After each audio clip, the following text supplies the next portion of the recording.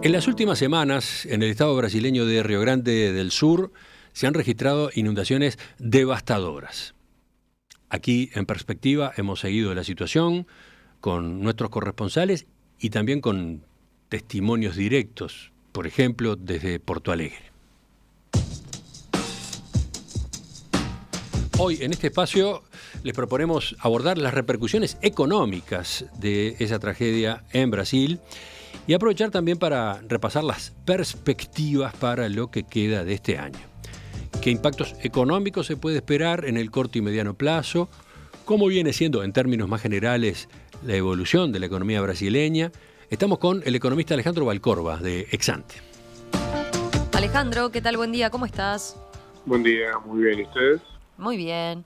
Alejandro, a ver, está claro que las inundaciones en el sur de Brasil están teniendo graves consecuencias humanitarias, pero desde el punto de vista económico, ¿ya hay estimaciones de cuánto puede ser el impacto? Sí, a ver, como dicen, las inundaciones en Brasil han sido catastróficas en muchos aspectos. Si lo analizamos desde un punto de vista meramente económico, este suceso posiblemente tenga un impacto negativo en la actividad económica brasilera este año. Si bien aún no hay estimaciones oficiales de cuánto puede ser el impacto, algunas estimaciones preliminares apuntan a que el PBI brasilero crecería entre 2 y 5 décimas menos que lo estimado previamente, que rondaba el 2% promedio anual. Comentamos la semana pasada con ustedes que el sector agropecuario posiblemente sea de los más afectados por las inundaciones, ¿no? ¿En qué otros sectores de la economía podemos ver un impacto? Sí, exacto. A ver, el estado de Río Grande del Sur tiene una participación importante en la producción de soja y de arroz en Brasil, y solamente veamos un impacto negativo en la actividad económica por ese lado. Otro sector muy afectado es el industrial, ¿no? Uh-huh. En muchas zonas todavía están bajo agua y es difícil estimar con precisión el impacto, pero seguro que la destrucción de capital físico por la lluvia fue muy grande. Y obviamente también hay distorsiones en la actividad comercial y en el transporte si no hay fácil circulación. Hay pocos antecedentes de catástrofes climáticas tan graves en Brasil. Sin embargo, al analizar casos similares o comparables a nivel internacional, hay algunas lecciones interesantes. Por ejemplo, hay varios estudios que muestran que en 2005 el huracán Katrina en Estados Unidos tuvo efectos negativos sobre la economía en los primeros meses, pero una vez comenzó la reconstrucción y la economía se dinamizó, y compensó la caída inicial. Siempre hablando a nivel macroeconómico, ¿no? Uh-huh. Esto no quiere decir que no le quite importancia a las pérdidas humanas y en ciertos sectores de la economía. Claro. Más allá de los impactos en el PBI, también se revisaron las proyecciones de inflación, ¿no? Sí, en el margen se han ajustado algo al alza y según observamos de los comentarios de colegas locales, es posible que se sigan revisando. Actualmente la mediana de la encuesta apunta a que la inflación cerraría este año en torno a 3,8 y en 2025 en torno a 3,7. En ambos casos son cifras dentro del rango meta, pero que subieron una décima en cuestión de semanas. A ver, si bien las inundaciones son al sur de Brasil, como comentaba, es un estado relevante para el sector agropecuario, por lo que los precios de los granos se ajustaron bastante estos últimos días. También hay rutas cortadas que pueden afectar al comercio, y esto, sumado a los problemas industriales que comentaba anteriormente, pueden generar cuellos de botella que terminen empujando los precios algo más. De todas formas, es importante marcar que es difícil distinguir este efecto de otros elementos que también están motivando correcciones en las expectativas de inflación.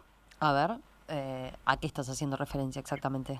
Y principalmente a lo fiscal, ¿no? Que es un tema central en la agenda macro de Brasil. Actualmente la deuda bruta se encuentra en niveles altos, en torno al 76% del PBI, y no está estabilizada. De hecho, el mercado tiene expectativas de que suba en los próximos años. En este contexto había sido bien recibida la introducción de una regla fiscal a mediados del año pasado, pero la novedad de estas últimas semanas es que el gobierno modificó los objetivos que se había planteado originalmente, es decir, preserva la regla pero con metas menos exigentes. Uh-huh. Y eso está dando lugar a cambios en las expectativas respecto a la trayectoria fiscal, pero también de precios. ¿Podemos repasar, te parece, cuáles fueron los cambios de las metas? Sí, el nuevo marco aprobado el año pasado se basa a grandes rasgos en un límite de crecimiento del gasto y en un objetivo de resultado primario, esto es, antes del pago de intereses. Sobre este último es que el gobierno envió un proyecto al Parlamento a mediados de abril para flexibilizar las metas. Originalmente se esperaba un superávit de medio punto del PBI para 2025 y de 1 punto en 2026. Este nuevo proyecto establece como meta para 2025 un déficit primario nulo, es decir, de 0, y para 2026 prevé un superávit de apenas 0,25.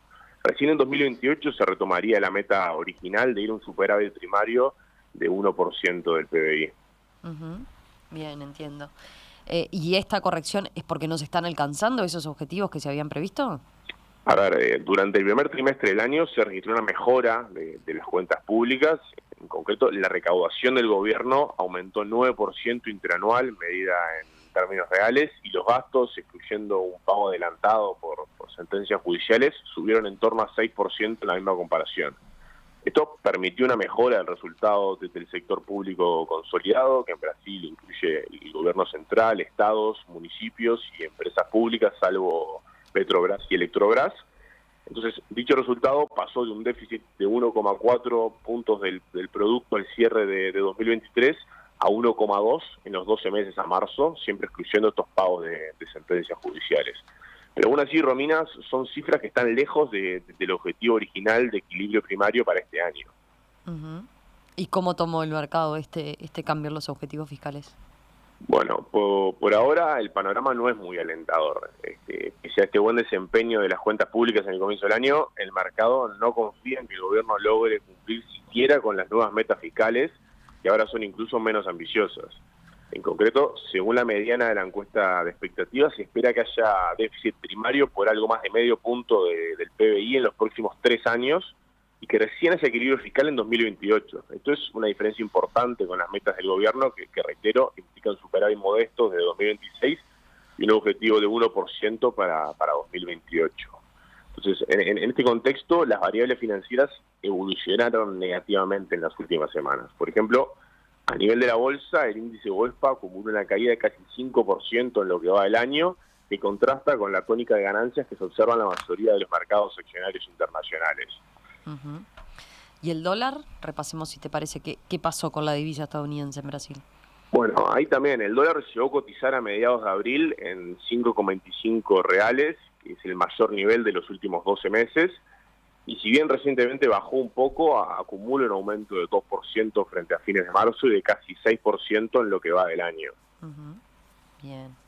Alejandro, ya para terminar, digamos a modo de síntesis, ¿cuáles son las claves sobre Brasil que nosotros deberíamos seguir, que deberíamos mirar con atención desde acá, desde Uruguay? Bien, por un lado, creo que debemos seguir monitoreando los aspectos climáticos y en particular las perspectivas agropecuarias que pueden tener efectos relevantes para los precios de los commodities claves para nuestro país. El otro punto clave me parece que es el cambiario. Ya hace varios años que la moneda brasilera está depreciada frente al dólar en términos reales. De hecho, el tipo de cambio real de Brasil frente a Estados Unidos actualmente es 30% por encima de su promedio histórico y las expectativas para los próximos meses son de que el tipo de cambio se mantenga prácticamente estable. Esto, como Uruguay está caro en dólares, tiene implicancias para nuestro país en materia de comercio exterior, en materia de turismo y en lo que hace también al comercio de frontera. No es un fenómeno nuevo, pero se hace sentir. Por ejemplo, en el primer trimestre del año, los viajes de uruguayos a Brasil aumentaron más de 40% interanual. Si bien este año la Semana de Turismo cayó en el primer trimestre, a diferencia del año pasado que fue en abril, y eso puede haber exacerbado un poco la magnitud del aumento.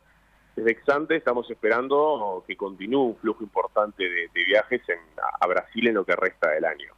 A ver, de todas formas, en lo que respecta al desvío de consumo hacia Brasil para la actividad comercial local, es importante considerar que dado el encarecimiento relativo de Argentina y la disminución de los viajes a este destino, el efecto a nivel agregado en la actividad comercial está más que compensado por este menor consumo en Argentina. Bien. Alejandro, gracias. Gracias por este panorama sobre la economía de Brasil, el impacto de las inundaciones, las perspectivas para lo que resta del año. Volvemos a conversar con ustedes en los próximos días, si te parece. Bien, bueno, muchas gracias a ustedes y que tengan buena jornada. Igualmente, un abrazo.